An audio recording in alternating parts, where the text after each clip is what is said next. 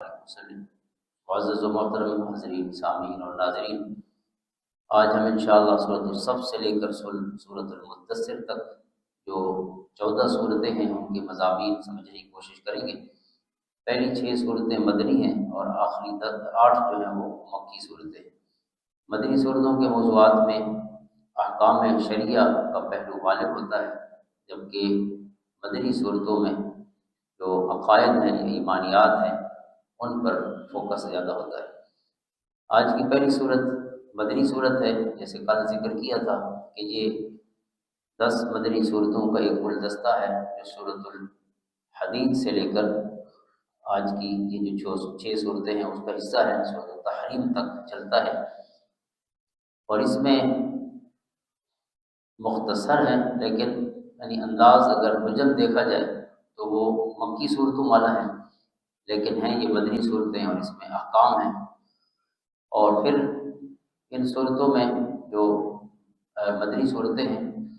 یہ سب اکٹھی ہیں، اتنی تعداد میں مدنی صورتیں اکٹھی کہیں نہیں ہیں پورے قرآن کریم میں جتنی یہ 10 اکٹھی ہیں۔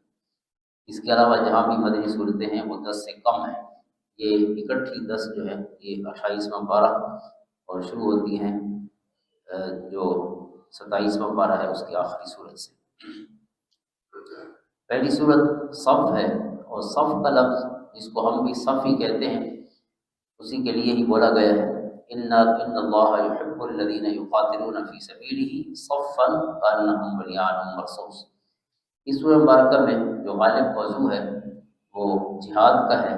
اور اسی سے ہی یہ نام بھی سورہ مبارکہ کا لیا گیا اس آیت کے حکم سے کہ بے شک اللہ تعالیٰ محبت کرتا ہے ان سے جو اس کی راہ میں جنگ کرتے ہیں صف باندھ کر یا برا باندھ کر، گویا کہ وہ سیسا پلائی ہوئی دیوار ہے، اتنی مضبوطی سے اور اتنا مل کر، اتنا جم کر اور اتنا منظم ہو کر جو اللہ کے راستے میں جہاد کرتے ہیں۔ تو یہ مدنی صورتیں ہیں، تو مدنی صورتوں میں جہاد کے احکام ہیں یا زکوٰۃ کے ہیں، نماز کے ہیں، دیگر احکام ہیں، وہ مدنی صورتوں میں ہی بیان ہوئے ہیں، سوائے نماز کے کیونکہ وہ مکہ میں بھی فرض تھی، لیکن باقی تمام احکام جو ہیں وہ مدینہ میں فرض ہوئے۔ تو اس سورہ مبارکہ میں جہاد کا ذکر ہے، اور صف اسی منظم انداز میں جہاد کرنے کے لیے ہے، کیونکہ جہاد جو ہے اگر سب کا رخ اپنی طرف ہو اور امیر کو ماننے والا کوئی نہ ہو، امیر کی بات سننے والا اور سمجھنے والا کوئی نہ ہو، تو پھر ظاہر ہے وہ جنگ کبھی جیتی نہیں جا سکتی۔ تو جنگ جیتنے کے لیے منظم ہونا، ویل ڈسپلنڈ ہونا آرمی کا ضروری ہوتا ہے۔ تو اس لیے اس سورہ مبارکہ میں اس ڈسپلن کو خاص طور پہ فوکس کیا گیا ہے۔ اور ہمیں جو یہ نماز کا حکم ہے، صفوں میں کھڑا ہونا اور ایک امام کی جو ہے اطاعت کرنا، اس کے اللہ اکبر کا اللہ اکبر کہنا، اور جو ہمارے تمام رکوع سجود ہیں ایک امام کے حکم کے ہی تابع ہوتے ہیں، تو یہ دراصل ایک امت مسلمہ میں تنظیم، نظم و ضبط اور ڈسپلن پیدا کرنے کا ایک ذریعہ ہے۔ تو جہاد جو ہے اس میں جو امیر کی اطاعت ہے بہت کامل ہونی چاہیے، اور آپس میں بھی بہت اچھا اتحاد بھی ہونا چاہیے اور ڈسپلن بھی ہونا چاہیے۔ تو اس سورہ مبارکہ میں خاص طور پہ یہ حکم ہے، اور آغاز جو ہے یہ مسبحات میں سے ہے، اللہ تعالیٰ کی تسبیح سے ہو رہا ہے کہ زمین و آسمان میں جو کچھ ہے وہ اللہ کی تسبیح بیان کر رہا ہے۔ اور اس میں دوسرا حکم جو ہے ایمان والوں کے سے خطاب کر کے دیا گیا ہے کہ ایسی بات کیوں کہتے ہو جو کرتے نہیں، یعنی قول و عمل میں تضاد نہیں ہونا چاہیے۔ انسان جو چیز دوسروں کو کہے سب سے پہلے اس پر خود عمل کرنے والا۔ اور اچھا، تسبیح بیان کی گئی کہ زمین و آسمان میں ہر چیز اللہ کی تسبیح بیان کر رہی ہے، لیکن ایمان والے بھی صرف تسبیح ہی پڑھتے رہیں اور کوئی کام نہ کریں تو پھر ان میں اور جتنی اور مخلوق ہے کائنات کی اس میں کوئی فرق نہیں ہوگا کہ صرف نماز پڑھیں، صرف تسبیح کی حد تک ہمارا تعلق بھی اللہ سے ہو۔ تو یہاں فرمایا گیا کہ ایمان والے وہ ہیں جو جہاد بھی کریں۔ ہم پوری کائنات کے ہیرو ہیں، انسان کے لیے پوری کائنات بنائی گئی ہے، تو ہم صرف تسبیح کی حد تک اس کے اللہ کے ساتھ اپنا تعلق نہ نبھائیں، بلکہ تسبیح سے کہیں بڑھ کر اس خیال کو علامہ اقبال رحمۃ اللہ تعالیٰ علیہ نے بڑے خوبصورت انداز میں اپنے اشعار میں بیان کیا ہے مقام بندگی دیگر، مقام عاشقی دیگر۔ اقبال کہتے ہیں کہ ساری مخلوق سے اللہ تعالیٰ کو بندگی مطلوب ہے، لیکن بندے سے عاشقی مطلوب ہے۔ عاشقی کا مقام اور ہے، بندگی کا مقام اور ہے۔ عاشق وہ ہے جو قربان ہو جاتا ہے، عاشق وہ ہے جو اپنا سب کچھ وار دیتا ہے۔ فرماتے ہیں مقام بندگی دیگر، مقام عاشقی دیگر، ز نوری سجدہ بھی خواہی، ز خاکی بے شزاں خواہی۔ نوریوں سے اللہ کو صرف سجدہ مطلوب ہے، لیکن خاکی سے اور بھی بہت کچھ مطلوب ہے۔ یعنی صرف جسم کا اور سر کا سجدہ نہ ہو، بلکہ اپنے تمام خیالات کو سر پر سجود کرنا چاہیے، یعنی مکمل اطاعت۔ چنا خود را نگہ داری کہ بائی بے نیازی ہا، شہادت بر وجود خود سے خون دوستاں خواہی۔ فرماتے ہیں کہ اے اللہ تو کتنا بے نیاز ہے، چنا خود را نگہ داری کہ بائی بے نیازی ہا، کہ تو بے نیاز ہے اور تجھے کسی کی ضرورت نہیں ہے، لیکن تیری یہ آزمائش بھی کمال ہے کہ تو آزمانا چاہتا ہے اپنے محبت کرنے والوں کو۔ شہادت پر وجود خود سے خون دوستاں خواہی، کہ تو چاہتا ہے کہ زبان سے میری گواہی نہ دو، اپنے خون سے میری گواہی دو۔ یعنی جہاد جو فرض کیا گیا ہے کہ پتہ چلے کہ کون کتنے پانی میں ہے، جیسے آزمائش اور ابتلا کا بار بار ذکر ہوا، تو یہاں اللہ تعالیٰ نے تسبیح سے شروع فرمایا سورت کو، یہ بتا کے کہ ہر چیز تسبیح تو کر رہی ہے، لیکن اے انسانو تمہیں تو تسبیح سے بڑھ کے کچھ کرنا چاہیے، کیونکہ تسبیح والی تو تمہارے لیے مسخر کی گئی ہے، وہ مخلوق تو تمہارے لیے فرما بردار بنا دی گئی ہے، اور تمہیں پیدا کیا ہے ما خلقت الجن والانس الا لیعبدون۔ تو عبادت کی روح یہ ہے کہ انسان کی جان اور مال اللہ کے لیے ہونا چاہیے، یہ کامل اطاعت۔ اور پھر اس سورہ مبارکہ میں حضرت موسیٰ علیہ السلام کا ذکر ہے، ان کی قوم نے کیسے انہیں تکلیف پہنچائی، اور اس رویے سے ظاہر ہے مسلمانوں کو روکا گیا۔ اور حضرت عیسیٰ علیہ السلام کا ذکر ہے کہ انہوں نے کس طرح اپنی قوم کو خوشخبری سنائی، وَمُبَشِّرًا بِرَسُولٍ يَأْتِي مِن بَعْدِ اسْمُهُ احمد، کہ میں اپنے بعد آنے والے اس رسول کی تمہیں خوشخبری سناتا ہوں جن کا اسم گرامی ہے احمد، یعنی حضور صلی اللہ تعالیٰ علیہ وسلم کی خوشخبری انہیں سنائی۔ اور پھر اس میں غلبہ دین کی اللہ تعالیٰ نے یہاں ایک خبر دی ہے کہ اللہ تعالیٰ اس دین کو پوری دنیا پر غالب فرمائے گا۔ هو الذی ارسل رسولہ بالہدی ودین الحق لیظہرہ علی الدین کلہ۔ انہی الفاظ میں اللہ تعالیٰ نے سورۃ فتح میں بھی ارشاد فرمایا کہ وہی اللہ ہے جس نے بھیجا ہے اپنے رسول کو ہدایت اور دین حق کے ساتھ، تاکہ وہ غالب کر دے اسے سب دینوں پر۔ تو دین حق نے، دین اسلام نے تمام ادیان پر غالب ہونا ہے، اللہ تعالیٰ نے اس کی خبر دی ہے۔ اور پھر ایمان والوں کو فرمایا ہے کہ تمہیں میں سب سے بہترین تجارت کی، نفع والی تجارت کی خبر نہ دوں؟ اور وہ تجارت کیا ہے؟ اللہ اور رسول پر ایمان لانا اور ان کے راستے میں مال اور جان کے ساتھ جہاد کرنا، مکمل جہاد بھی، یعنی پوری کوشش۔ اور ساتھ یہ خوشخبری بھی ہے کہ جو کوشش کرنے والے ہیں، نصر من اللہ وفتح قریب، انہیں یہ خوشخبری ہو کہ اللہ کی مدد بھی قریب ہے اور فتح بھی قریب ہے۔ وبشر المؤمنین، اور ایمان والوں کو بشارت دیجیے۔ اور پھر ایمان والوں کو خطاب کر کے فرمایا گیا یا ایھا الذین آمنوا کونوا انصار اللہ، اے ایمان والو اللہ تعالیٰ کے دین کے مددگار بن جاؤ، جو تم سے ہو سکتا ہے دین کے باب میں اپنی بھرپور کوشش اور محنت کرو۔ جیسے اس سے پہلے بھی 2 آیات اس موضوع کی گزر چکی ہیں۔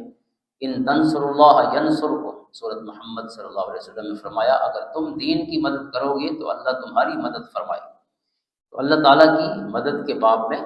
یعنی یہ ایک خبر دی گئی ہے کہ اللہ کی مدد تب آتی ہے جب بندہ بھی اپنی کوشش بھرپور کرتا ہے۔ تو اسی طرح اس سورہ مبارکہ میں جس غلبہ دین کی خبر ہے، اگلی صورت میں غلبہ دین کا طریقہ کار بتایا گیا گا، دین کیسے غالب ہوگا۔ سورۃ جمعہ میں جیسے اس کا اسم گرامی ہے جمعہ،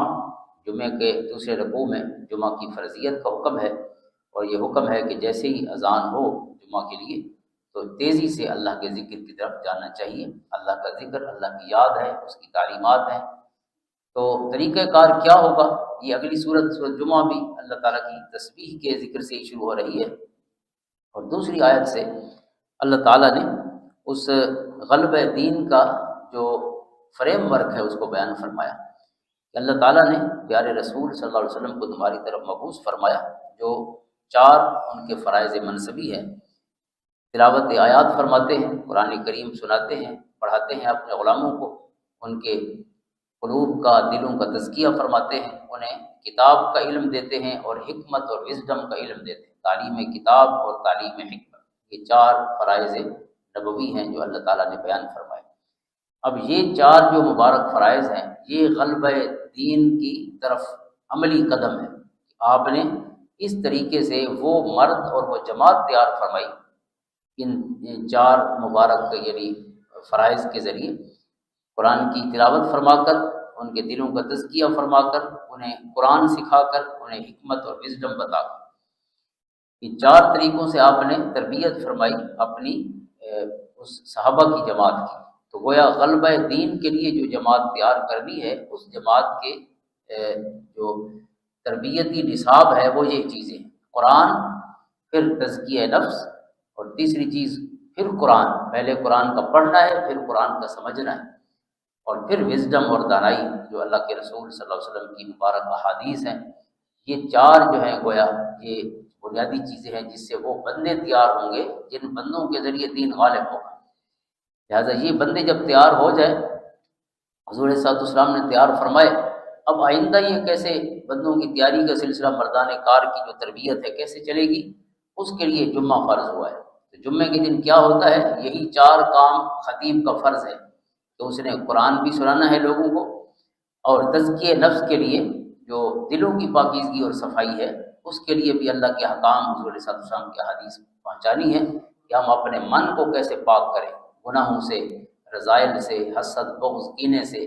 اللہ تعالیٰ کی نافرمانی سے، اور شیطان کو کیسے دشمن بنائیں اور رحمان کو کیسے دوست بنائیں۔ تو یہ تزکیہ نفس ہے، اور پھر قرآن کی تعلیمات اور حضور صلی اللہ علیہ وسلم کی مبارک احادیث کی تعلیمات، یہ خطیب کا فرض ہے۔ تو گویا یہ دو صورتیں اگر ملائے جائیں تو ان کا موضوع اس طریقے سے مکمل ہوتا ہے کہ پہلی صورت میں دین کے غلبے کی خبر دی ہے اللہ نے، دوسرے میں طریقہ کار سمجھایا ہے، اور دوسری صورت میں ہی اگلی چیز اور اگلا سٹیپ بھی بتایا ہے کہ قیامت تک یہ جمعہ جو ہم نے فرض کیا ہے یہ وہی ضرورت پوری کرے گا، جمعے کا خطبہ یا جمعے کا یہ جو موقع ہے جو اللہ کے رسول صلی اللہ علیہ وسلم اپنی حیات مبارکہ میں تبلیغ کی صورت میں پوری فرماتے رہے۔ لہٰذا جمعے کے دن اس لیے حکم فرمایا فَاسْعَوْا إِلَىٰ ذِكْرِ اللَّهِ وَذَرُوا الْبَيْعَ، دنیا کے سارے کام خصوصاً خرید و فروخت چھوڑ دو اور جلدی جلدی جمعہ کے لیے آ جاؤ۔ لہٰذا سستی نہیں کرنی چاہیے کہ ہم عموماً اس وقت پہنچتے ہیں کہ جب خطبہ آخری جس کو ہم برکت کے لیے سنتے ہیں، بس وہ جو اصل خطبہ ہے جو تعلیمات پر مشتمل ہوتا ہے، جو اصل روح تھی، تو وہ ہم سے مس ہو جائے تو پھر اس کا مطلب ہے کہ ہم نے وہ فرض پورا نہیں کیا۔ اور خطباء کو بھی چاہیے کہ یہ جو 4 پوائنٹ ایجنڈا اللہ تعالیٰ نے بیان فرمایا ہے، یعنی مردان کار کی تیاری یا ان کے لیے ایک نصاب کے طور پر، اس کو یاد رکھنا چاہیے۔ قرآن سے دائیں بائیں نہیں ہٹنا چاہیے، حضور صلی اللہ علیہ وسلم کی حدیث سے دائیں بائیں نہیں ہٹنا چاہیے۔ تلاوت آیات، تزکیہ نفس، اور جس کو تصوف والوں کا جو موضوع ہے، اور تعلیم کتاب اور تعلیم حکمت۔ اللہ ہمیں توفیق دے کہ ہم جمعہ اس مقصد کے لیے پڑھنے آئیں، اور جو پڑھا رہے ہیں اللہ تعالیٰ انہیں بھی یہ مقصد ذہن میں رکھنے کی توفیق عطا فرمائے۔ اگلی سورہ مبارکہ جو ہے وہ سورۃ المنافقون ہے، اور یہ جو کہ چھوٹی چھوٹی مدنی صورتیں ہیں، تو یوں سمجھ لیں کہ جو بڑی مدنی صورتیں شروع میں ہی ہم پڑھ چکے ہیں، سورۃ بقرہ ہے، سورۃ آل عمران ہے، سورۃ مائدہ ہے، سورۃ نساء ہے، تو گویا ان صورتوں کے مضامین کا خلاصہ ہے ان صورتوں۔ اب جیسے منافقین کا ذکر آپ کو ان تمام طویل مدنی صورتوں میں ملے گا، تو یہاں اس کو اختصار کے ساتھ بیان کیا گیا۔ اب منافقین کے ساتھ جو مسئلہ تھا، قرآن کریم میں شروع میں ہی فرمایا کہ یہ زبان سے تو کہتے ہیں کہ ہم گواہی دیتے ہیں آپ اللہ کے رسول ہیں، لیکن اللہ گواہی دیتا ہے کہ یہ جھوٹے ہیں۔ اللہ نے یہ بھی فرمایا اذا جاءک المنافقون قالوا نشهد انک لرسول اللہ واللہ یعلم انک لرسولہ، اللہ بھی گواہی دیتا ہے، اللہ جانتا ہے کہ آپ اللہ کے رسول ہیں، اور یہ بھی یہی بات کہہ رہے ہیں کہ آپ اللہ کے رسول ہیں، لیکن مسئلہ یہ ہے کہ اے محبوب، اللہ یہ بھی گواہی دیتا ہے کہ منافق جھوٹ گئے۔ اللہ یشہد ان المنافقین لکاذبون، کیوں جھوٹے ہیں؟ کیونکہ ان کا دل گواہی نہیں دے رہا، صرف زبان سے کہہ رہے ہیں، اور وہ بھی مقاصد حاصل کرنے کے لیے، باقی دل کی گواہی کوئی نہیں۔ لہذا منافقین کا ذکر ہے، اور ان کی خصوصی طور پہ حضور صلی اللہ علیہ وسلم سے جو جس محبت سے انہیں محرومی تھی، وَإِذَا قِيلَ لَهُمْ تَعَالَوْا يَسْتَغْفِرْ لَكُمْ رَسُولُ اللَّهِ لَوَّوْا رُءُوسَهُمْ، جب انہیں کہا جاتا ہے کہ آؤ اللہ کے رسول صلی اللہ علیہ وسلم تمہارے لیے استغفار طلب کریں، اللہ سے معافی طلب کریں، تو فرمایا یہ اپنے سروں کو گھما دیتے ہیں، وَرَأَيْتَهُمْ يَصُدُّونَ وَهُمْ يَسْتَكْبِرُونَ، اور آپ انہیں دیکھیں گے کہ وہ آپ کے پاس حاضر نہیں ہوتے، تکبر کرتے ہیں۔ اللہ کے رسول صلی اللہ علیہ وسلم کو یعنی ظاہراً تو کلمہ پڑھتے ہیں، لیکن حضور کو یہ کہنا بھی گوارا نہیں کرتے کہ آپ ہمارے لیے معافی مانگیں۔ تو اللہ تعالیٰ نے ان بدبختوں کے لیے پھر یہ فیصلہ فرمایا، سواء علیہم استغفرت لہم ام لم تستغفر لہم لن یغفر اللہ، اے محبوب اب ان کے لیے برابر ہے، آپ ان کے لیے مغفرت طلب کریں یا نہ کریں، اللہ ان کو کبھی نہیں بخشے گا۔ یعنی چونکہ ایک دفعہ آپ کی طرف انہوں نے پیٹھ کر دی ہے، گویا آپ سے رخ پھیر دیا ہے، تو اللہ نے ہمیشہ کے لیے آپ کی برکتوں سے انہیں محروم کر دیا ہے۔ تو منافقین جو ہے وہ اس طرح ان کی ابدی جو محرومی ہے اس کو بیان فرمایا گیا، اور اگلے رکوع میں پھر ایمان والوں کو خطاب کر کے کہا گیا کہ لا تلہکم اموالکم ولا اولادکم عن ذکر اللہ، کہ اے ایمان والوں تمہیں غافل نہ کر دیں تمہارے مال اور تمہاری اولادیں اللہ کی یاد سے۔ تو لہٰذا اولاد کو ٹائم دینا، ان کی تربیت کرنا، ان سے محبت اور پیار کرنا، ان کی ضرورتیں پوری کرنا، یہ ذمہ داری ہے۔ اسی طرح مال جو ہے حلال کمانا بہت بڑے نیک کاموں میں سے ایک ہے، لیکن اللہ تعالیٰ فرماتا ہے کہ اس میں بیلنس ہونا چاہیے۔ بیلنس کیا ہے کہ مال کمانے میں اللہ کے حکام کو یاد رکھنا چاہیے، حلال حرام کی تمیز کرنی چاہیے، تو پھر وہ کام جو مال کمانے کا ہے وہ دنیا نہیں رہتا، وہ بھی دین بن جاتا ہے۔ اسی طرح اولاد کی تربیت اگر اللہ رب العزت اس کے محبوب علیہ الصلوۃ والسلام کے مبارک احکام کے مطابق ہو، تو پھر وہ اولاد کی تربیت کے لمحات بھی عبادت کے لمحات ہیں، وہ بھی انسان کا یعنی دنیا کا وقت نہیں ہے، وہ بھی دین کا وقت ہے، جو اپنے بچوں کے ساتھ بیٹھا ہے اور ان کی تعمیر شخصیت اور کردار سازی پہ توجہ کر رہا ہے۔ اگلی صورت تغابن ہے۔ تغابن کا مطلب تو گھاٹا اور خسارہ ہے، اور اس کی ایک آیت میں یوم التغابن کا لفظ ہے، یوم یجمعکم یوم الجمع ذالک یوم التغابن، جس دن تمہیں اکٹھا کرے گا اس اکٹھا ہونے کے دن، اور یہ گھاٹے کے ظہور کا دن ہے۔ کفار کے لیے یہ گھاٹے کا دن ہے، یہ کوئی فائدے کا دن نہیں، ان کے لیے کوئی منافع ان کو نہیں ملنے والا، بلکہ نقصان ہی ہوگا، کیونکہ اپنے عملوں کا نتیجہ دیکھیں گے۔ اس صورت کی جو پہلی 4 آیتیں ہیں وہ اسی طرح اللہ تعالیٰ کا ذکر بڑے محبت بھرے حسین انداز میں کر رہی ہیں، جس طرح سورۃ تحریم کی ابتدائی 6 آیتیں کل ذکر کیا تھا، جو ان 10 مدنی صورتوں میں پہلی صورت ہے، اس کی پہلی 6 آیتیں اللہ تعالیٰ کا بہت ہی حسین انداز میں مبارک ذکر فرماتی ہیں، اور جہاں پہلی 4 آیتیں اور ان کا آغاز بھی تسبیح سے ہے، یسبح للہ ما فی السماوات و ما فی الارض لہ الملک و لہ الحمد وہو علی کل شیء قدیر، ہر چیز زمین و آسمان میں اللہ کی تسبیح بیان کر رہی ہے، بادشاہت بھی اللہ کے لیے ہے اور سب تعریفیں بھی اللہ کے لیے ہیں۔ وہی پیدا کرتا ہے تم میں سے جو چاہے کافر ہو جائے، جو چاہے مومن ہو جائے، اور اللہ تعالیٰ جو کچھ تم کرتے ہو اسے دیکھنے والا ہے۔ آسمانوں اور زمین کو حق کے ساتھ اس نے پیدا کیا، وصورکم فاحسن صورکم، اس نے تمہاری صورتیں بنائیں اور کیا ہی خوبصورت صورتیں بنائیں، وإلیہ المصیر، اور اللہ ہی کی طرف پلٹنا ہے۔ یعلم ما فی السماوات والارض، اللہ تعالیٰ زمین و آسمان میں جو کچھ ہے اس کو جانتا ہے، اور جو تم چھپاتے ہو اسے بھی جانتا ہے، جو تم ظاہر کرتے ہو اسے بھی جانتا ہے،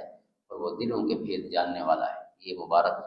صفات ہیں، باری تعالیٰ کی شان ہے، عظمت ہے، جو اس نے اپنی شان کے مطابق خود بیان فرمائی۔ اور پھر آگے جنت والوں کا ذکر بھی ہے، جنت میں جانے والوں کا، دوزخ میں جانے والوں کا ذکر بھی ہے، اور آخری رکوع میں اللہ تعالیٰ نے چند احکام بیان فرمائے، کیونکہ یہ مدنی صورتیں ہیں تو ان میں فقہی احکام اور شرعی اور جو سمجھے کہ نظام حیات سے متعلق جو قاعدے ہیں، ضابطے ہیں، وہ بھی ساتھ ساتھ عطا ہوتے ہیں۔ تو ایک حکم یہ ہے کہ یہ یاد رکھنا چاہیے کہ جو کچھ زمین میں انسان کی جان کے ساتھ یا پوری کائنات میں جو بھی ظاہر ہوتا ہے تو وہ اللہ کے حکم سے ہی ظاہر ہوتا ہے۔ ما اصاب من مصیبت الا باذن اللہ، یہ نہیں سمجھنا چاہیے کہ اپنی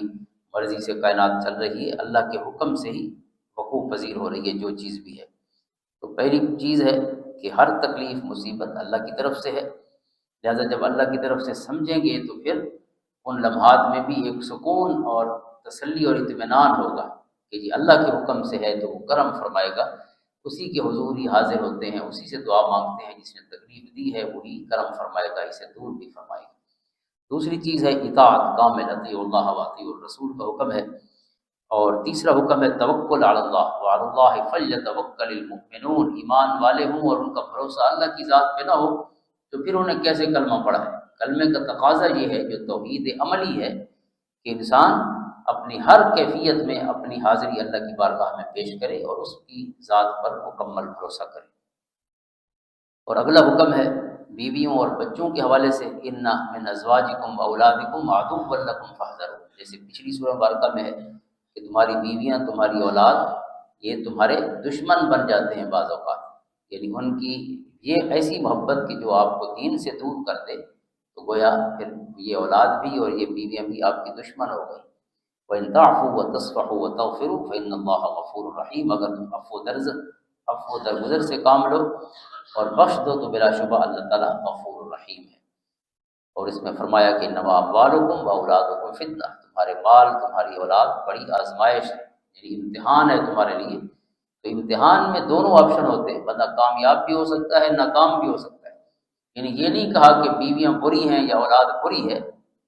یعنی مطلقاً نہیں، بری ہو سکتی ہیں اور اچھی بھی ہو سکتی ہیں۔ اولاد ایک طریقے سے صدقہ جاریہ ہے،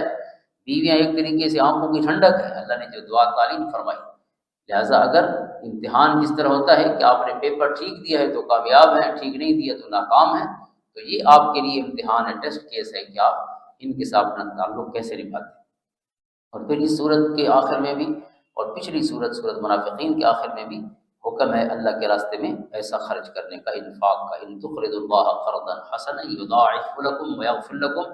اگر تم اللہ کو قرض حسن دو تو اللہ تعالیٰ تمہارے اس مال کو دگنا کر دے گا اور تمہارے گناہ معاف فرما دے گا۔ اگلی سورت طلاق ہے، اور طلاق ظاہر ہے پہلی آیت میں ہی طلاق کا حکم ہے، اور آج کل کی پوری صورت میں خصوصاً پہلا رکوع جو ہے طلاق کے احکام سے متعلق ہے، تو وہ بیان فرمائے گئے۔ اور اس میں جو احکام ہیں وہ یہ ہیں، سب سے پہلے تو مسنون طریقہ بتایا گیا ہے، اللہ تعالیٰ کی بارگاہ میں جو مقبول طریقہ ہے کہ طلاق کیسے دینی چاہیے۔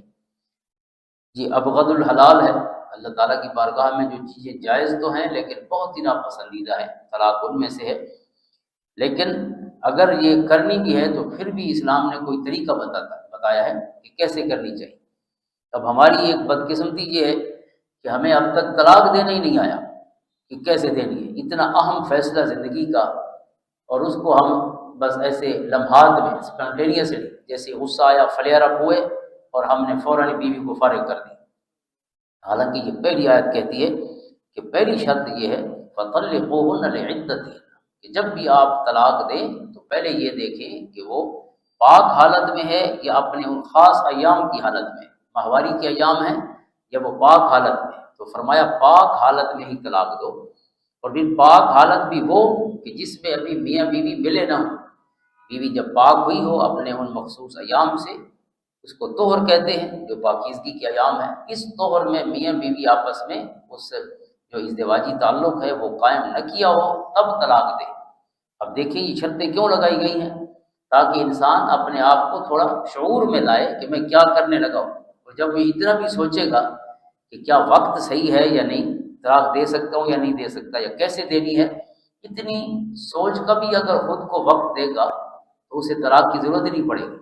ہم تو اپنے آپ کو سیکنڈز بھی نہیں دیتے، منٹ تو منٹ ہو گئے، فوراً ہی فارغ ہو کے پھر مفتی صاحب کے پاس آتے ہیں کہ اب کیا کریں۔ اب مفتی صاحب کیا کرے، یہی کہے گا کہ وہ فارغ ہو گیا معاملہ۔ تو لہٰذا یہ بہت بڑی سستی ہے جو پائی جاتی ہے۔ اندازہ کریں 14 صدیوں سے جن کے پاس قرآن کی دولت موجود ہے، حضور صلی اللہ علیہ وسلم کی سنت موجود ہے، اور آج تک زندگی کا یہ اہم معاملہ، گھر بسانا بھی نہیں آیا، بیویوں سے کیسے تعلق رکھنا ہے یہ بھی نہیں سیکھا، کیسے توڑنا ہے یہ بھی نہیں سیکھا۔ چلو تعلق نبھانا نہیں سیکھا تو تعلق توڑنا تو سیکھ لے۔ قرآن نے کہا امساک بمعروف و تسریح باحسان، یا اچھے طریقے سے رہو یا اچھے طریقے سے جدا ہو۔ یہ اگلی آیت پھر کہہ رہی ہے فَإِذَا بَلَغْنَ أَجَلَهُنَّ فَأَمْسِكُوهُنَّ بِمَعْرُوفٍ أَوْ فَارِقُوهُنَّ بِمَعْرُوفٍ، جب ان کی عدت پوری ہو جائے تو پھر یا اچھے طریقے سے انہیں روک لو، یعنی رجوع کر لو، یا اگر رجوع نہیں کرتے تو پھر اچھے طریقے سے انہیں جدا کرو خود سے۔ یہ نہیں کہ طلاق ہو جائے تو پھر بھی کئی مہینے بلکہ کئی سال تک کیس چلتے رہے میاں بیوی کے، جن کی طلاق ہو چکی ہے ان کے کیس چل رہے ہیں۔ اندازہ کریں اس سے بڑھ کے ہم اور اپنی زندگی کو کیسے تماشا بنائیں دنیا کے لیے، کہ میاں بیوی جو ہے وہ ڈسکس ہو رہے ہیں لوگوں کے چوکوں پر اور دکانوں پہ کہ یہ انہوں نے تماشا پورے محلے میں موضوع ہے، لافنگ سٹاک بنے ہوئے ہیں، اور اس کو ہم اپنی غیرت سمجھ رہے ہوتے ہیں کہ لوگ ہماری، اب وہ بیوی ہے تو کس کی بیوی تھی، اگر تھی بھی تو کس کی تھی، میری عزت ہے، اور پھر میری اس بیوقوفی کے جو چرچے ہوں گے تو پھر نیک نامی کس کی ہو رہی ہے؟ تو قرآن جو ہے جو ہمیں انسان بننے کے احکام عطا فرمانا چاہتا ہے اور فرما رہا ہے، اگر اس کی طرف ہم توجہ ہی نہ کریں تو پھر ظاہر یہی حال ہوگا جو ہو رہا ہے۔ اچھا، اس کے بعد پھر عدت کے احکام بتائے گئے کہ عدت کا کیا ہے۔ فرمایا 3 مہینے، عدت کے مختلف چونکہ کیفیات ہیں، 3 ثلاثۃ قروء سورۃ بقرہ میں فرمایا گیا کہ اگر طلاق ہو جائے تو پھر عدت ثلاثۃ قروء ہے، 3 اس کے جو مخصوص ایام ہیں وہ گزریں گے تو پھر وہ عدت ختم ہو جائے گی۔ اور یہاں بیان فرمایا کہ اگر اس کو وہ جو کیفیت ہے، منسیز ہے ماہانہ، اگر نہیں آتے، جو بوڑھیوں کو نہیں آتے، یا اگر کسی کا بہت پہلے نکاح ہوا ہے، اگر لم یحدن ابھی اس کو منسیز آنا شروع ہی نہیں ہوئے تھے، اس کے لیے پھر فرمایا ثلاثۃ اشہر، اس کے لیے 3 مہینے ہیں، چاند کے حساب سے 3 مہینے، یا ثلاثۃ قروء ہے، 3 اس کے منسیز ہیں، یا 3 مہینے ہیں۔ اور پھر فرمایا اگر وہ حاملہ ہے، واللائی لم یحدن فاولاد الاحمال اجلهن ان یضعن حملهن، اور جو حمل والیاں ہیں ان کی جو عدت ہے وہ وضع حمل ہے، جیسے ہی بچہ پیدا ہوگا اس کی عدت ختم ہو جائے گی، یعنی جس کو طلاق ہو چکی ہے۔ اور یہ جو طلاق کے بعد کے احکام ہیں، جب تک اس کی عدت پوری نہیں ہوتی تو فرمایا گیا اس کا نان و نفقہ بھی خامند کے ذمہ ہے جب تک عدت پوری نہیں ہوتی، اور دوسرا جو اگر بچہ ہے اس کی گود میں دودھ پینے والا تو اس بچے کے دودھ پلانے کا خرچہ بھی خامند دے گا، جو طلاق دینے والا ہے وہ دودھ پلانے کا خرچہ بھی دے گا۔ اور پھر خرچہ کتنا دے گا؟ لِيُنْفِقْ ذُو سَعْةٍ مِّن سَعْتِهِ، جس کی جتنی گنجائش ہے اس کے مطابق۔ جو کروڑ پتی ہے وہ اپنی بیوی کو بھی اسی حساب سے دے گا، جو لاکھوں میں کما رہا ہے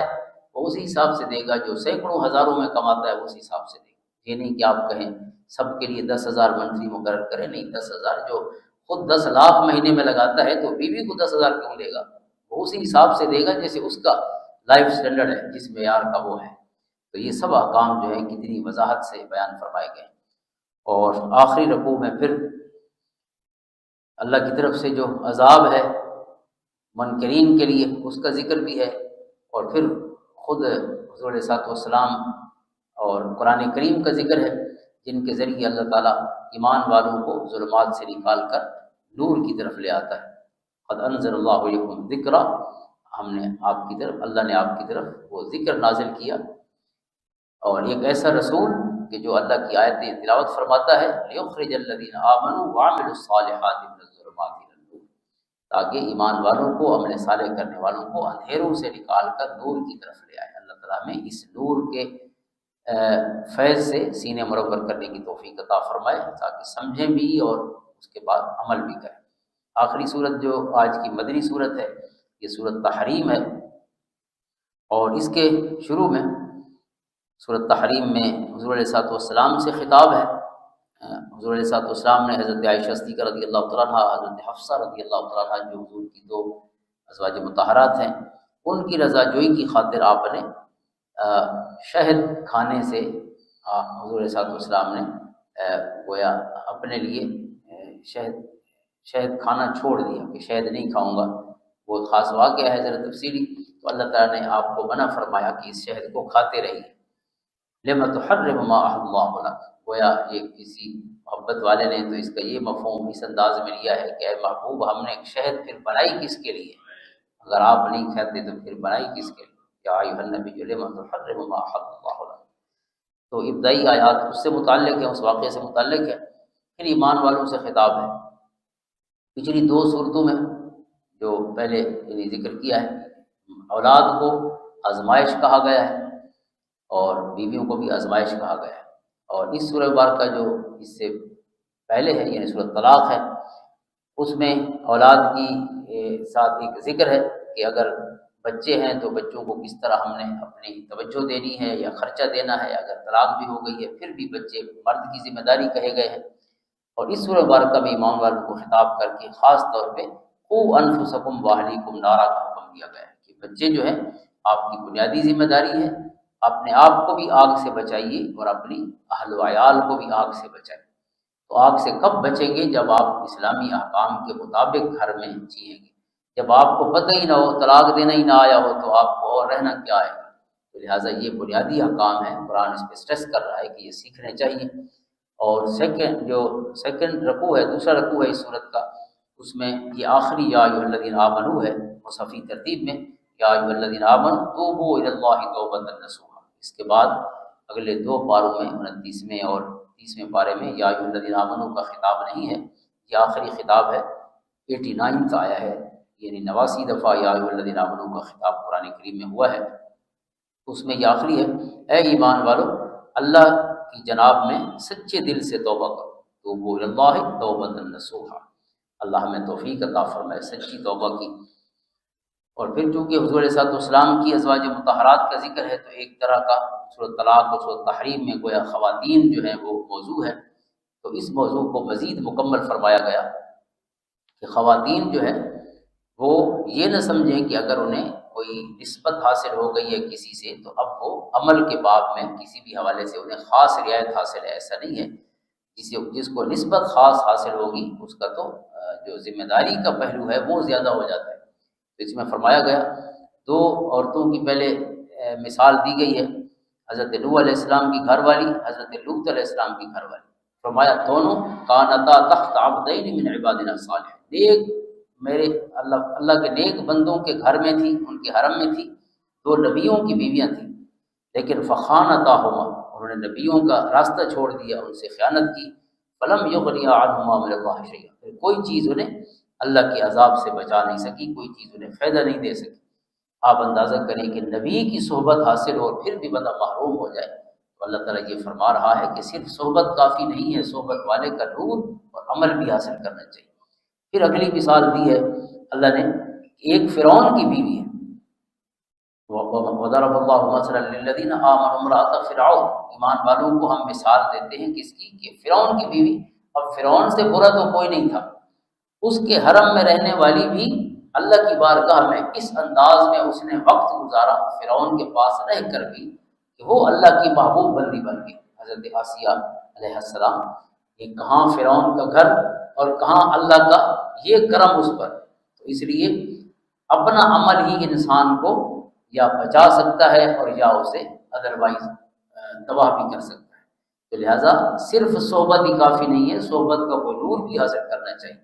اور اگر صحبت بری ہے تو اگر آپ اپنے آپ کو اس سے بچا لیں گے، اس کے غلط راستے سے، تو اللہ تعالیٰ آپ کو اپنا بدلہ ضرور دے گا۔ جیسے فرعون کے گھر میں رہ کر بھی حضرت آسیہ علیہ السلام اللہ کی محبوب بندی بن گئی۔ اور آخری پھر مثال ہے حضرت مریم علیہ السلام کی، یعنی ظاہر ہے وہ افضل ترین خواتین میں ان کا شمار ہے، تو آخری مثال بھی اللہ تعالیٰ نے ان کی دی ہے کہ انہوں نے کس طرح اپنی عصمت کی حفاظت فرمائی اور اللہ کے کلمات کی انہوں نے تصدیق کی۔ تو آخری ذکر وکانت من القانتین، اور وہ اللہ تعالیٰ کے فرما برداروں میں سے تھی۔ تو خواتین کو گویا یہ اچھی مثالیں بھی دی گئی ہیں اور بری مثالیں بھی دی گئی ہیں۔ اور پھر سب سے بری مثال وہ ہے کہ جہاں خامند بھی برا اور بیوی بھی بری، یہاں جو مثالیں تھیں سمجھو دو، وہاں خامند اچھے اور بیویاں بری، پھر خامند برا بیوی اچھی۔ اور جو سورۃ اللہب ہے، تبت یدا ابی لہب وتب، اس میں خامند بھی برا ابو لہب اور اس کی بیوی ام جمیل بھی بری، تو دونوں کے لیے ہلاکت۔ تو یہ آگے 29واں پارہ شروع ہو رہا ہے، اس کی پہلی صورت، یہ سب مکی صورتیں ہیں۔ اس کے بعد ہماری آج کی منزل جو ہے، بلکہ 29واں پارہ پورا آگے مکی صورتوں پر مشتمل ہے۔ تو 8 مکی صورتیں ہیں۔ مکی صورتوں کے موضوعات جو ہیں، جیسے پہلے بھی عرض کرتے رہتے ہیں، وہی 4 خاص طور پہ موضوع ہیں: قیامت، جزا و سزا، اور جنت و دوزخ کا تذکرہ۔ اور اس میں ان صورتوں میں جو رنگ غالب ہے وہ انذار کا رنگ ہے۔ انذار اور تبشیر، 2 پہلو سے حضور صلی اللہ علیہ وسلم نے اللہ کا پیغام پہنچایا اور خود اللہ نے اپنے احکام نازل فرمائے۔ تبشیر ہے بشارت دینا، جنت کی بشارت، اللہ کے پاس اچھے اجر کی بشارت، اور انذار ہے ڈرانا، ڈر سنا، یعنی برے انجام سے ڈرانا، دوزخ سے ڈرانا، دوزخ کے جو اللہ تعالیٰ نے عذاب رکھے ہیں منکرین کے لیے، کافرین کے لیے، ان سے ڈرانا، یہ انذار ہے۔ تو اس میں غالب پہلو انذار کا ہے ان صورتوں میں، اور پھر وہ جو دو اہم موضوع ہیں توحید باری تعالیٰ اور حضور علیہ السلام کی رسالت مبارکہ کا ذکر، تو وہ بھی ان صورتوں میں سب صورتوں میں ہے۔ پہلی صورت صورت الملک ہے۔ حضور علیہ السلام نے فرمایا کہ یہ جو صورت ہے یہ عذاب قبر سے نجات دلاتی ہے، تنجیہ من عذاب القبر، تو اس کو پڑھتا رہتا ہے اللہ اس کو عذاب قبر سے محفوظ رکھے گا۔ 30 آیات پر مشتمل ہے، اور اس کے شروع میں ہی اللہ تعالیٰ کی شان اور عظمت بیان فرمائی گئی ہے۔ تبارک الذی بیدہ الملک وہو علی کل شیء قدیر، منزہ و برتر ہے وہ ہستی کے جس کے قبضہ قدرت میں بادشاہی ہے۔ بیدہ الملک، بادشاہی ساری اللہ کی ہے، اس لیے کسی نخرے کی کوئی گنجائش نہیں ہے کہ ہم اپنے آپ کو کسی جوگا سمجھیں، ہم کسی جوگے نہیں ہیں، اللہ ہی کا حکم چل رہا ہے۔ اس لیے اگر ہمیں کوئی موقع دنیا میں مل جاتا ہے کہیں حکم چلانے کا، تو ہمارا حکم اللہ کی اطاعت میں ہونا چاہیے، نعوذ باللہ اللہ تعالیٰ کی بغاوت میں نہیں ہونا چاہیے۔ چاہے وہ گھر میں ہمارا حکم چلتا ہے، کسی دفتر میں چلتا ہے، یا کسی بڑے ایریا میں ہمیں کوئی حکومت مل جاتی ہے، یا ہماری سے اور ہماری رائے سے کوئی فیصلہ ہوتا ہے، تو ہماری رائے اللہ کے مقابلے میں نہیں ہونی چاہیے، اللہ کی اطاعت میں ہونی چاہیے۔ اور پھر اس میں موت و حیات کی حقیقت بیان فرمائی گئی۔ الذی خلق الموت والحیات لیبلوکم ایکم احسن عملا، اللہ نے موت کو بھی پیدا فرمایا، زندگی کو بھی، تاکہ ہم آزمائیں کہ کون کیسے عمل کرتا ہے، کون اچھے عمل کرتا ہے، گویا یہ ٹیسٹ ہے اور امتحان ہے۔ اور پھر اس میں اللہ تعالیٰ کی تخلیق پر اور اس کے وجود پر دلائل بھی ہیں، اور جہنمیوں کا ذکر بھی ہے، اور ان خوش قسمت لوگوں کا ذکر بھی ہے کہ جو جن کے دل میں اللہ کا ڈر اور خوف موجود ہے۔ اور پھر سوال بھی ہے، جو پوچھتے تھے کہ قیامت کب آئے گی، اس کو بھی ذکر فرمایا گیا۔ تو یہ سورہ مبارکہ سورۃ ملک مکی صورت، اور اس سے آگے سورۃ قلم ہے، نون والقلم وما یسطرون، وہ بھی مکی صورت ہے، اور اس میں بھی آغاز میں رسالت کا ذکر ہے، حضور صلی اللہ علیہ وسلم کی ذات گرامی، آپ کے اخلاق حسنہ بیان فرمائے گئے، قسم اٹھا کر، والقلم، قسم ہے قلم کی، وما یسطرون، اور جو کچھ وہ لکھتے ہیں، اللہ کے فرشتے جنہوں نے کتاب تقدیر میں اللہ کے حکم سے لکھا ہے، اللہ نے ان کی قسم اٹھا کے فرمایا ما انت بنعمت ربک بمجنون، آپ اپنے رب کے فضل سے مجنون نہیں ہیں، وانک لک اجرا غیر ممنون، اور یقیناً آپ کے لیے ایسا اجر ہے جو کبھی ختم نہ ہوگا، وانک لعلی خلق عظیم، اور بے شک آپ عظیم الشان خلق کے مالک ہیں۔ یہ آپ کی اخلاق حسنہ میں اللہ تعالیٰ کی طرف سے ایک اتنا بڑا یعنی اعلان ہے، کیونکہ آپ کو اسوہ حسنہ قرار دیا گیا ہے، تو کوئی حسن ایسا نہیں جو آپ کی حیات مبارکہ میں موجود نہ ہو۔ لہٰذا جن کے پاس ایسی ہستی کا پورا اخلاق حسنہ کا مجموعہ، ان کی سیرت طیبہ کا موجود ہو اور محفوظ ہو، تو ان کی زندگیوں میں تو حسن ہی ہونا چاہیے، جو ان کو ماننے والے ہیں۔ اللہ ہمیں توفیق دے یہ حسن اپنے اندر پیدا کرنے کی۔ اور اس کے بعد جو کہ مکی صورت ہے، تو مکہ کے منکرین کا ذکر ہے، خاص طور پہ جہاں ولید بن مغیرہ اس کا ذکر ہے، اور اس کے لیے بہت ہی غضب کا اظہار فرمایا گیا ہے۔ اور آگے ایک باغ والوں کا ذکر ہے جس کو اصحاب الجنہ کہا گیا، کہ وہ ایک دن انہوں نے ارادہ کیا کہ کل ہم جائیں گے اور باغ کے پھل توڑیں گے، لیکن انہوں نے انشاءاللہ نہیں کہا، ولا یستثنون، یعنی گویا انہوں نے یہ سمجھا کہ بس ہم ہی باغ کے مالک ہیں، اور صبح صبح چلے، اور جب جانے لگے تو ایک اور بات یہ کہی کہ اللہ یدخلنہ اليوم علیکم مسکین، کہ صبح سویرے چلے ذرا اندھیرے میں ہی، ابھی سورج نہ نکلا ہو، تاکہ ہم جلدی جلدی پھل توڑ لیں، اپنے باغ کے پھل توڑ لیں، اس سے پہلے کہ مسکین غریب آ جائیں مانگنے والے، ان کی آنکھ کھلنے سے پہلے اپنا کام کر لیں۔ تو اللہ فرماتا ہے جب وہاں پہنچے تو ہمارا حکم رات کو پہلے ہی آ چکا تھا، فاصبحت کالصریم، ہم نے پورے باغ کو اور کھیت جو ہے اس کو ملیا بیٹ کر دیا، چورا چورا کر دیا تھا۔ دو جرم تھے، ایک انشاءاللہ نہیں کہا، اپنے آپ کو گویا مالک سمجھا تقدیر کا کہ کچھ نہیں ہو سکتا، اور دوسرا یہ ہے کہ جب مسکینوں کو دینے میں اتنی کنجوسی، صبح صبح جائیں تاکہ کسی مسکین کی آنکھ نہ کھلے، مانگنے والا کوئی نہ آ جائے۔ تو فرمایا جب وہاں پہنچے اور یہ کیفیت دیکھی تو کیا کہا، فلما رأوها قالوا انا لضالون، تو پہلے تو یہ کہا کہ شاید ہمیں راستہ بھول گیا ہے، ہم کسی اور جگہ آ گئے، کیونکہ وہاں جب باغ ہو، کئی ایکڑ میں، اور آپ وہاں جائیں اور کچھ بھی نظر نہ آئے اور اندھیرا ہو، وہ کٹے ہوئے درخت بھی چورا چورا نیچے پڑے ہوں، تو بالکل چٹیل میدان نظر آئے، تو انہوں نے کہا کہ شاید ہم کسی اور جگہ آ گئے۔ لیکن پھر جب غور سے دیکھا کہ وہ تو درخت سارے چورا ہوئے پڑے ہیں، پھر کہا کہ بل نحن محرومون، بلکہ ہماری قسمت پھوٹ گئی، اور پھر افسوس کرنے لگے۔ تو اللہ تعالیٰ یعنی کیا پیغام اس میں پہنچا ہے؟ پہلی بات تو یہ ہے کہ اپنے آپ کو کسی چیز کا مالک نہیں سمجھنا چاہیے، انشاءاللہ کہنا چاہیے، کوئی پتہ نہیں کہ اس کا فیصلہ کیا ہے، لہٰذا انشاءاللہ کہنے سے ہی اللہ تعالیٰ کی گویا تقدیر جو ہے وہ کرم فرماتی ہے انسان کے لیے، اور خیر کا اور اس کی جو مرضی کا فیصلہ ہے وہی ہوتا ہے۔ دوسری بات یہ ہے کہ کنجوسی نہیں کرنی چاہیے کہ ہم اس لیے جلدی کریں کہ بھئی کوئی مانگنے والا نہ آ جائے، تو مانگنے والوں سے ڈرنا نہیں چاہیے، وہ اپنا حق لے جاتے ہیں اور ساتھ ہمارے پاس برکت چھوڑ جاتے ہیں۔ اگلے رکوع جو ہے اس سورہ مبارکہ کا، اس میں متقین کا ذکر ہے، ان کے لیے جنات النعیم، اللہ تعالیٰ کی جنت اور نعمتوں کا ذکر ہے، اور ساتھ یہ اعلان بھی ہے افنجعل المسلمین کالمجرمین، کیا ہم فرما برداروں کا حال مجرموں جیسا کریں گے؟ کہ دونوں کا نتیجہ ایک ہی ہوگا؟ فرمایا نہیں، ان کے لیے جنتیں تیار ہیں، ان کا استقبال ہونا ہے۔ اور صاحب حوت کا ذکر بھی ہے حضرت یونس علیہ السلام کا، ایک جگہ انہیں ذوالنون کہا گیا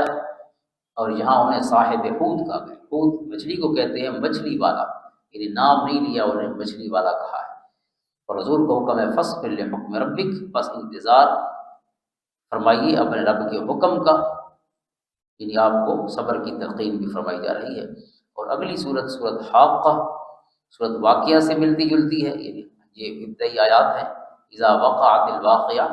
تو یہاں فرمایا الحاقۃ ما الحاقہ، دونوں کا معنی ہے واقع ہونے والی، یعنی قیامت کا ذکر ہے، وہی انذار کا پہلو ہے کہ وہ ہو کر رہنے والی کیا ہے، وہ ہو کر رہنے والی، یعنی وہ قیامت جس نے ہو کے رہنا ہے، کوئی لیس لوقعتها کاذبہ، اس کے واقع ہونے میں کوئی جھوٹ نہیں ہے، یعنی کوئی شک نہیں ہے اس میں۔ اب یہاں شروع میں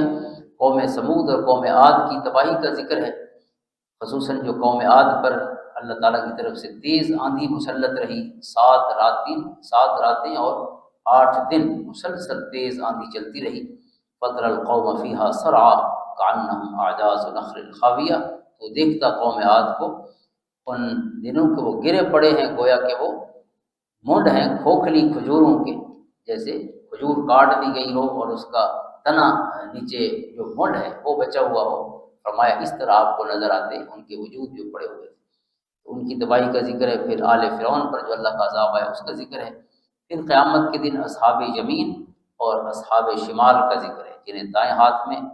نامہ اعمال دیا جائے گا اور جنہیں بائیں ہاتھ میں ملے گا۔ جنہیں دائیں ہاتھ میں ملے گا وہ اتنے خوش ہوں گے کہ اعلان کریں گے ہاؤ مقرؤ کیا کتابی، آؤ میرا نامہ اعمال پڑھو، لوگوں کو اعلان کریں گے آؤ یہ دیکھو یہ دیکھو یہ دیکھو۔ اور جو اصحاب شمال ہیں فرمایا وہ کہیں گے یا لیتنی لم اوت کتابیہ، کاش مجھے یہ کتاب دی ہی نہ گئی ہوتی، ولم ادری ما حسابیہ، اور میں نہ جانتا کہ میرا حساب کیا ہے، کیونکہ جب جان لیا ہے تو اب سوائے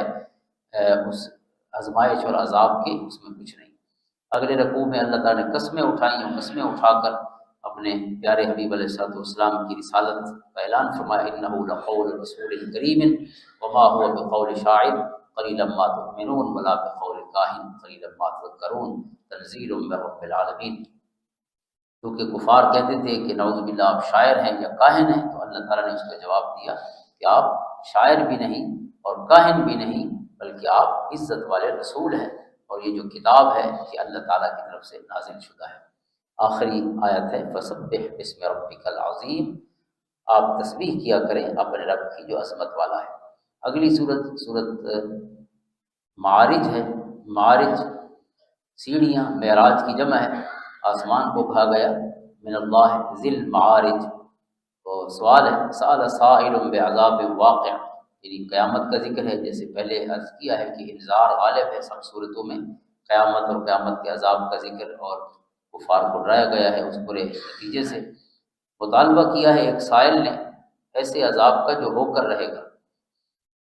کفار کے لیے یہ عذاب تیار ہے، لیس لہ دافع، اسے کوئی ٹالنے والا نہیں ہے، من اللہ ذی المعارج، یہ اللہ کی طرف سے ہے جو عروج کے زینوں کا مالک ہے، وہ اللہ رب العزت جو عروج کے زینوں کا، یعنی سیڑھیاں عروج والی، جس سے تعرج الملائکہ، اللہ تعالیٰ کے فرشتے جو ہیں اس کی بارگاہ میں حاضر ہوتے ہیں، اور روح اور جبریل علیہ السلام حاضر ہوتے ہیں الیہ، اللہ کی بارگاہ میں، فی یوم کان مقدارہ 50 الف سنہ، جو وہ دن کہ جو 50,000 سال کا ہوگا۔ اس کے بعد پھر قیامت کا ذکر ہے، اور یہ بھی ہے کہ یہ اسے دور سمجھتے ہیں، ہم اسے بہت قریب سمجھتے ہیں۔ ان کے حساب انہم یرونہ بعیدا ونراہ قریبا، یہ کہتے ہیں بہت دور ہے، ہم کہتے ہیں بہت قریب ہے، ہم دیکھ رہے ہیں اس کو۔ اور پھر آگے ایمان والوں کی، اچھے لوگوں کی صفات بیان فرمائی گئی ہیں۔ حضرت انسان کی کچھ فطری کمزوریوں کا ذکر ہے کہ انسان لالچی بھی ہے، انسان کوئی تکلیف آئے تو گھبرا بھی جلدی جاتا ہے، اور انسان کے پیسے زیادہ ہو جائیں تو بخیل بھی ہو جاتا ہے، یعنی بجائے سخی ہونے کے پیسے بڑھتے ہیں تو بندہ کنجوس ہو جاتا ہے۔ اس فطرت کو بھی بیان کیا گیا۔ اور پھر ایمان والوں کی صفات ہیں، اچھے لوگوں کی، نماز پڑھنے والے ہیں اور نماز پر پابندی کرنے والے ہیں، اپنے مال جو ہے ان میں سے اللہ کے راستے میں خرچ کرنے والے ہیں، قیامت کے دن کی تصدیق کرتے ہیں، اللہ کے عذاب سے ڈرتے ہیں، اپنی عزتوں اور شرمگاہوں کی حفاظت کرتے ہیں، اور اپنی امانتوں اور اپنے وعدوں کی پاسداری کرتے ہیں، اور اپنی گواہیاں جو ہیں ان پر قائم رہتے ہیں، اور پھر آخری صفت بھی ہے کہ وہ نمازوں کی حفاظت کرتے ہیں۔ تو اس کے بعد پھر سورۃ نوح ہے، حضرت نوح علیہ السلام کے ذکر سے، چونکہ یہ سورت منسوب ہے، پوری سورت میں آپ کا ذکر ہے، انا ارسلنا نوحا الی قومہ، پہلی آیت میں ہی آپ کا اسم گرامی ہے۔ اور اس صورت میں حضرت نوح علیہ السلام نے جیسے اللہ کا پیغام پہنچایا، اور جس طرح ان کی امت نے، ان کی قوم نے انکار کیا، اور پھر حضرت نوح علیہ السلام اتنا غضبناک ہوئے کہ آپ نے یہ دعا کی ان کی تباہی کے لیے، وقال نوح رب لا تذر علی الارض من الکافرین دیارا۔ اب یہ اس سے آپ کا غصہ ظاہر ہو رہا ہے حضرت نوح علیہ السلام کا فرمایا، اور نوح علیہ السلام نے عرض کی، اے میرے رب نہ چھوڑ روئے زمین پر کافروں میں سے کسی کو بھی بستا ہوا، کہ اے اللہ روئے زمین پر سے کافروں کا خاتمہ ہی کر دیں۔ یہ آپ نے ان کی نالائکیوں کی وجہ سے یہ دعا فرمائی۔ اور پھر آپ نے استغفار کا حکم فرمایا اپنی قوم کو، استغفروا ربکم انہ کان غفارا۔ حضرت امام جعفر صادق رضی اللہ تعالیٰ عنہ نے اس کے روشنی میں اپنے شاگرد حضرت سفیان ثوری کو نصیحتیں فرمائیں کہ آپ استغفار کرتے رہیے، استغفار کے ساتھ اللہ تعالیٰ نے کئی چیزیں جوڑ رکھی ہیں۔ اس طرح امام حسن بصری رضی اللہ تعالیٰ عنہ کی بھی ایک روایت ہے کہ ان کے شاگرد ربیع ابن سبی نے بیان فرمائی کہ بہت سے مسائل کا حل جو ہے وہ استغفار ہے۔ یہاں بیان فرمایا گیا کہ اگر استغفار کرتے رہو گے تو اللہ مغفرت فرمائے گا، پہلی چیز۔ دوسری، اللہ تعالیٰ موسلادھار بارشیں عطا فرمائے گا، اور تیسری چیز اللہ تعالیٰ مال میں اور رزق میں اضافہ فرمائے گا، اور اگلی چیز ہے اللہ تعالیٰ بیٹے عطا فرمائے گا، اور اس سے اگلی چیز ہے اللہ تعالیٰ باغات جو ہے وہ ہرے بھرے رکھے گا،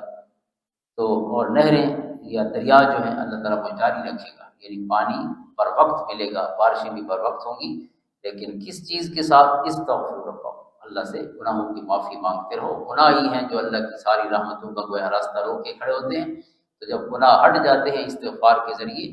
پھر اللہ تعالیٰ کی رحمتوں کی بارشیں شروع ہو جاتی ہیں۔ اگلی صورت سورۃ الجن ہے، جیسے اس دن بھی عرض کیا تھا سورۃ احقاف کے تناظر میں کہ جنوں کی تبلیغ کے واقعات کئی دفعہ ہوئے ہیں۔ مدینہ طیبہ میں امام خفاجی مصری نے کہا کہ 6 دفعہ، مکہ مکرمہ میں 6 دفعہ جن حاضر ہوئے آپ کی خدمت میں، ان میں سے پہلا موقع ہے طائف سے واپسی کا وادی نخلہ میں، جس کے سورۃ احقاف میں ہے، اور پھر مدینہ طیبہ میں بھی حضور صلی اللہ علیہ وسلم نے جنوں کو تبلیغ فرمائی۔ اور یہ جو سورہ مبارکہ ہے یہ مکی صورت ہے، تو مکہ ہی کے کسی منظر کو بیان فرما رہی ہے کہ جنہوں نے اللہ تعالیٰ کی اس کتاب کو سنا، قل اوحی الی انہ استمع نفر من الجن فقالوا انا سمعنا قرآنا عجبا یہدی الی الرشد فآمنا بہ۔ اے محبوب صلی اللہ علیہ وسلم آپ فرمائیے، میری طرف وحی کی گئی ہے کہ بڑے غور سے سنا ہے قرآن کو جنوں کی ایک جماعت نے، بس انہوں نے جا کر دوسرے جنات کو بتایا کہ ہم نے ایک عجیب قرآن سنا ہے جو راہ دکھاتا ہے ہدایت کی، بس ہم دل سے اس پر ایمان لے آئے۔ تو یہ ان کے ایمان کا ذکر ہے۔ اور پھر جیسے مکی صورتوں کے موضوعات ہیں اس انداز میں آگے پھر احکام ہیں۔ اور وَأَنَّ الْمَسَاجِدَ لِلَّهِ فَلَا تَدْعُوا مَعَ اللَّهِ أَحَدًا، یہ حکم ہے کہ بے شک سب مسجدیں اللہ کے لیے ہیں، بس مت عبادت کرو اللہ کے ساتھ کسی اور کی۔ مسجدیں اللہ کی عبادت کے لیے بنائی گئی ہیں، اس لیے علماء کرام بہت زیادہ اس پر زور دیتے ہیں کہ مسجدوں میں دنیا کی باتیں نہیں ہونی چاہیے۔ قرآن کا یہ بہت واضح اعلان ہے کہ اس میں عبادت سے متعلق، اللہ کی اطاعت سے متعلق، اللہ کے احکام سمجھنے سمجھانے کا سلسلہ جو دروس کا ہے یہ ہونا چاہیے، تعلیم کا، تبلیغ کا ہونا چاہیے، لیکن دنیا کی حوالے سے جو بیٹھکیں ہیں یہ مسجدوں کو نہیں بنانا چاہیے۔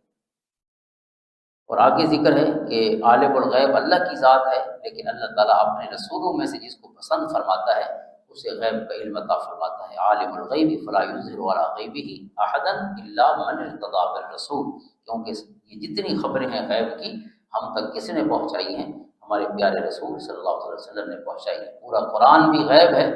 اللہ تعالیٰ نے آپ کے قلب اطہر پر نازل فرمایا، اور جتنا پچھلے اقوام کے حالات ہیں ظاہر ہے کوئی عینی شاہد نہیں تھا، دیکھنے والا کون تھا؟ وہی خالق و مالک جس نے اس کتاب میں ان کا ذکر فرمایا ہے۔ اگلی دو صورتیں جو ہیں یہ ایک انداز سے شروع ہو رہی ہیں، حضور علیہ السلام سے خطاب کے ذریعے، یا ایھا المزمل اور یا ایھا المدثر۔ مزمل کا مطلب چادر لپیٹنے والے، اور مدثر کا مطلب بھی چادر لپیٹنے والے، یعنی اللہ تعالیٰ نے بہت ہی محبت سے اپنے محبوب سے گفتگو فرمائی ہے، نام نہیں لیا، اے وہ ہستی کہ جو چادر لپیٹ کے سو رہے ہو۔ چادر لپیٹنے آپ کی اس کیفیت کو بیان فرمائے، اور اس میں تہجد کا حکم ہے، یعنی صلاۃ اللیل کا، رات کو جاگنے کا۔ قم اللیل الا قلیلا نصفہ ومنه منه قلیلا او زد علیہ ورتل القرآن ترتیلا، کہ رات کو نماز کے لیے قیام فرمایا کیجیے مگر تھوڑا، یعنی نصف رات یا کم کر لیا کریں اس سے بھی، یعنی آدھی رات یا آدھی سے کچھ کم، او زد علیہ یا کچھ بڑھا دیا کریں اس پر، ورتل القرآن ترتیلا، اور خوب ٹھہر ٹھہر کر پڑھا کیجیے قرآن کریم کو۔ قرآن کو پڑھنے کا جہاں بھی حکم ہے اس میں ترتیل کا حکم بھی ہے، اس کو بھولنا نہیں چاہیے، قرآن جلدی جلدی نہیں پڑھنا چاہیے، الفاظ صحیح ادا نہ ہوں، یا الفاظ جو ہیں جیسے ان کی کلیئرٹی نہیں ہوتی تو واضح کر کے ایک ایک لفظ کو پڑھنا چاہیے۔ اللہ تعالیٰ توفیق عطا فرمائے۔ انا سنلقی علیک قولا ثقیلا، بے شک جلد ہی ہم القاء کریں گے آپ پر ایک بھاری کلام۔ اللہ نے اس قرآن کو بھاری کلام کہا ہے۔ ان ناشئۃ اللیل ہی اشد وطئا واقوم قیلا، بلا شبہ رات کا قیام نفس کو سختی سے رونتا ہے اور بات کو درست کرتا ہے، یعنی اپنے نفس کو سدھانے کے لیے بہترین وقت ہے رات کے وقت کا قیام، اللہ نے بیان فرما دیا۔ لہذا اگر کوئی چاہتا ہے کہ نفس مغلوب ہو، خواہشات مغلوب ہوں، ان کا طریقہ ہے رات کو اٹھنا اور اپنے رب کو یاد کرنا، اور خصوصاً اگر قرآن آتا ہے تو نماز میں زیادہ سے زیادہ قرآن کی تلاوت کرنا۔ سب موسموں میں، اور یہ تو قرآن کا موسم ہے اور عبادت کا موسم ہے، تو رمضان شریف میں تو اس کی اور زیادہ کثرت ہونی چاہیے۔ اور آخری رکوع میں اللہ تعالیٰ نے پھر رخصت عطا فرمائی۔ پہلے حکم سے لگتا ہے کہ سب کے لیے تہجد کے لیے اٹھنا ضروری تھا، تو آخری رکوع میں اللہ تعالیٰ نے اس میں رعایت فرمائی۔ ان ربک یعلم انک تقوم ادنی من ثلثی اللیل ونصفہ وثلثہ وطائفۃ من الذین معک، اے محبوب آپ بھی اور آپ کے جو غلام ہیں ایمان والے ہیں، اللہ تعالیٰ جانتا ہے کہ وہ نماز میں قیام کرتے ہیں، کبھی 2/3 رات کے قریب، کبھی نصف رات کرتے ہیں، اور کبھی 1/3 رات، تو آپ یہ قیام فرماتے ہیں۔ اللہ تعالیٰ نے یعنی اس تکلیف کو دیکھا ہے، اور اس تکلیف میں اللہ تعالیٰ نے پھر رعایت کا معاملہ فرمایا۔ کیوں؟ عالم ان سیکون منکم مرضی، اللہ تعالیٰ یہ جانتا ہے کہ تم میں سے کچھ کبھی بیمار ہوں گے، وآخرون یضربون فی الارض، اور کچھ لوگ سفر کرتے ہیں زمین میں، یبتغون من فضل اللہ، یعنی جو تاجر ہیں دور سے سامان لاتے ہیں اپنے شہر کی طرف، تو ظاہر ہے وہ سفر میں ہوتے ہیں، تو ان کے لیے بھی تکلیف ہے، بیماروں کے لیے بھی تکلیف ہے۔ وآخرون یقاتلون فی سبیل اللہ، اور کچھ لوگ وہ ہیں جو اللہ کی راہ میں جہاد کرنے والے ہیں،